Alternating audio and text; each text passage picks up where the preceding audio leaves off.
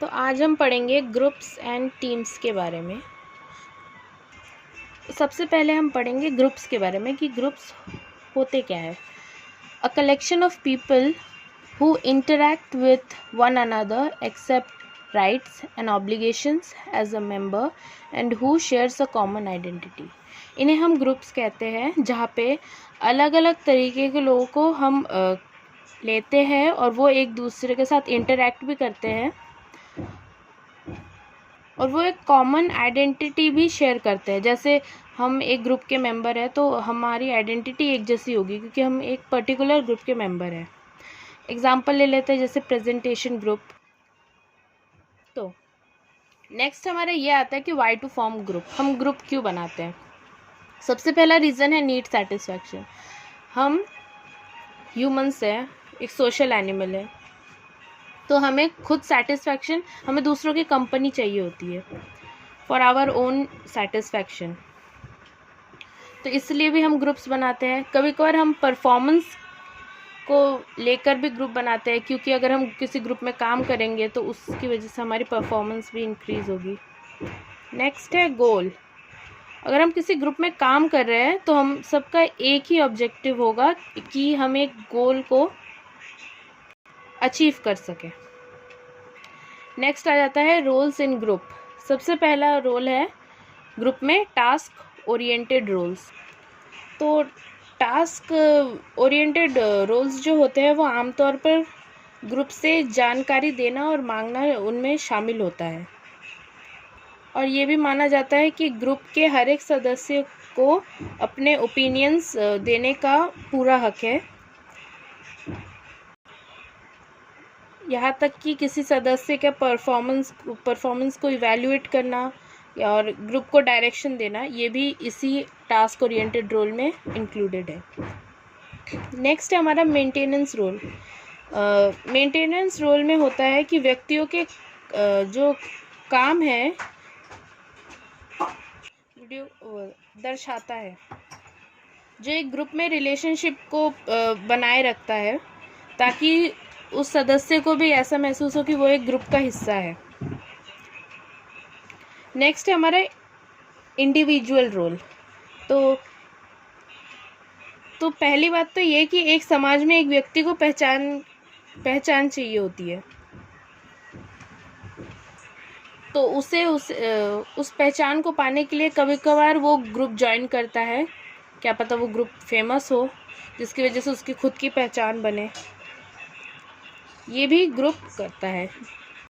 Next हम पढ़ेंगे characteristics of group, मतलब ग्रुप की विशेषताएं क्या है। सबसे पहला है कॉम्पोजिशन। तो कॉम्पोजिशन ये है कि आमतौर पर इस बात को दिखाता है कि ग्रुप के सदस्यों को एकजुटता और कंपैटिबिलिटी को कैसे इफेक्ट करता है। यानी अगर हम किसी ग्रुप को ले तो उसका एक कॉम्पोजिशन होगा, यानी कि सारे सदस्य अलग अलग होंगे, किसी की एज में फ़र्क होगा, किसी के बैकग्राउंड में फ़र्क होगा, लेकिन ये मायने नहीं रखा जाता। मायने ये रखा जाता है कि वो सदस्य जो है वो कितना ग्रुप की एकजुटता को बनाए रख सकता है। नेक्स्ट है हमारा रोल्स। तो ग्रुप के हर मेंबर का एक रोल होता है, उनकी इच्छा और एबिलिटी के ज़रिए ही उन्हें हर तरीके की रिस्पॉन्सिबिलिटीज़ को पूरा करने की वजह से ही ग्रुप सक्सेसफुल बनता है। तो इससे पता चलता है कि हर एक मेंबर इम्पॉर्टेंट है। नेक्स्ट है हमारा नॉर्म्स। तो कुछ ग्रुप्स के कुछ नॉर्म्स यानी रूल्स भी होते हैं, जैसे अगर कुछ ग्रुप्स रख सकते हैं कि अटेंडेंस या पंक्चुअलिटी उनके ग्रुप में ज़रूरी है। कभी कभार ग्रुप्स के साथ नॉर्म्स भी चेंज होते हैं, और जहाँ तक कि हम अगर दो तरीके के नॉर्म्स होते हैं, एक पाइवटल नॉर्म्स और एक होता है पेरिफेरल नॉर्म्स। जो पाइवटल नॉर्म्स की बात करें तो वो होते हैं जिन्हें आपको मानना ज़रूरी है अगर आप अपनी मेंबरशिप ग्रुप के साथ बनाए रखना चाहते हैं। जैसे आपको पाइवटल नॉर्म्स में अगर हम ले लें कि किसी ऑर्गेनाइजेशन में पंक्चुअलिटी मस्ट है, तो वो आपको माननी पड़ेगी, क्योंकि वो बहुत ज़्यादा पाइवटल मतलब बहुत ज़्यादा इम्पोर्टेंट है, पाइवटल नॉर्म है वो। दूसरी तरफ है पेरिफेरल नॉर्म्स, जो ज़्यादा स्ट्रिक्ट नॉर्म्स नहीं होते और उनकी इतनी स्ट्रिक्ट पनिशमेंट या कॉन्सिक्वेंसेस भी नहीं होते। अगर हम एक एग्ज़ाम्पल ले पेरिफेरल नॉर्म का, तो जैसे अगर कोई मीटिंग चल रही है और आप किसी और एम्प्लॉय की सीट में बैठ गए जो कि आपकी नहीं है, आप जानबूझ के उधर बैठे हो, तो ये एक माइनर सा अपने नॉर्म तोड़ा है। तो ये एग्जांपल है पेरिफेरल नॉर्म का। जब कोई एम्प्लॉय दोनों नॉर्म्स को एक्सेप्ट कर लेता है, यानी पाइवटल नॉर्म्स और पेरिफेरल नॉर्म्स को, तो उसे ग्रुप में ले लिया जाता है या मेंबरशिप मिल जाती है। नेक्स्ट है हमारा कोहेसिवनेस। तो यहाँ पे लिखा हुआ है इसका मतलब, it describes the members willingness to stick with the group. तो यानी ग्रुप के मेंबर की खुद की इच्छा कि वो ग्रुप के साथ बने रहना चाहता है या अपने आप को ग्रुप का हिस्सा मानता है, उसे हम कोहेसिवनेस कहते हैं। तो जितना एक मेंबर अपने आप को कोहेसिव समझता है ग्रुप के लिए, उतना ही बेटर वो उतना ज़्यादा वो मेंबर अपना बेस्ट देने की कोशिश करेगा। नेक्स्ट है हमारा स्टेटस। तो ग्रुप में किसी भी सदस्य का स्टेटस उसके साथ काम करने वालों से बनता है या फिर ऑर्गेनाइजेशन में उसकी पोजीशन की वजह से। उनके साथ काम करने वालों से ऐसे बन सकता है जैसे अगर उनके जो कोवर्कर्स है वो ये जानते हैं कि ये जो इंसान है वो कोई भी काम मेहनत से करता है या टाइम पर पूरा करता है, तो इससे भी उसके स्टेटस और ग्रुप की इमेज में भी बहुत फ़र्क पड़ता है। नेक्स्ट हम आ जाते हैं द टाइप्स ऑफ ग्रुप में। तो इधर दो तरीके के दिख रहा है आपको, फॉर्मल ग्रुप और इनफॉर्मल ग्रुप। फॉर्मल ग्रुप में आपको दिखेगा एक कमांड ग्रुप जो कमांड देता है। नेक्स्ट है टास्क ग्रुप, जो टास्क को अपना ऑब्जेक्टिव समझ के पूरा करता है। नेक्स्ट है इनफॉर्मल ग्रुप्स। इनफॉर्मल ग्रुप्स में हो गए जैसे इंटरेस्ट ग्रुप, जिनका इंटरेस्ट सेम होता है बाकी मेंबर्स के, जैसे अगर कोई बुक क्लब है तो उन सब के इंटरेस्ट सेम है तो वो एक ग्रुप बना लेंगे।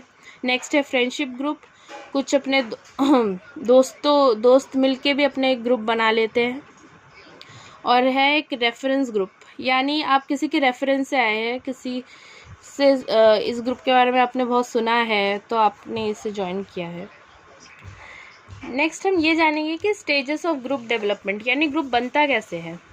तो यहाँ पे 5 स्टेजेस होती है। फर्स्ट स्टेज है फॉर्मिंग, जिसमें ग्रुप्स का फॉर्मेशन होता है, ग्रुप का फॉर्मेशन होता है, यानी अलग अलग तरीके के लोग ग्रुप ज्वाइन करते हैं। सेकंड होता है स्टॉर्मिंग, जिसमें क्लैशेस होने की संभावना होती है, क्योंकि हो सकता है कि आपको इस ग्रुप में किसी के आइडियाज़ पसंद नहीं आ रहे हो या सामने वाले के आइडियाज़ अच्छे नहीं लग रहे हो, इस वजह से भी क्लैशेस होते हैं। तो ये ग्रुप डेवलपमेंट का सेकंड स्टेज है, जिसे कहते हैं हम स्टॉर्मिंग, जिसमें क्लैशेस होने की संभावना होती है। थर्ड है नॉर्मिंग।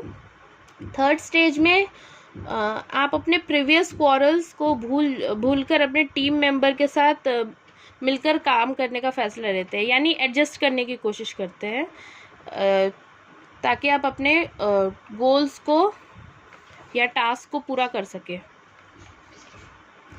फोर्थ स्टेज है परफॉर्मिंग। तो इस स्टेज में एम्प्लॉयज़ या ग्रुप के मेंबर्स की परफॉर्मेंस इम्प्रूव होने लगती है और मेंबर्स जो है वो सेल्फ रिलायंट एंड कॉन्फिडेंट हो जाते हैं।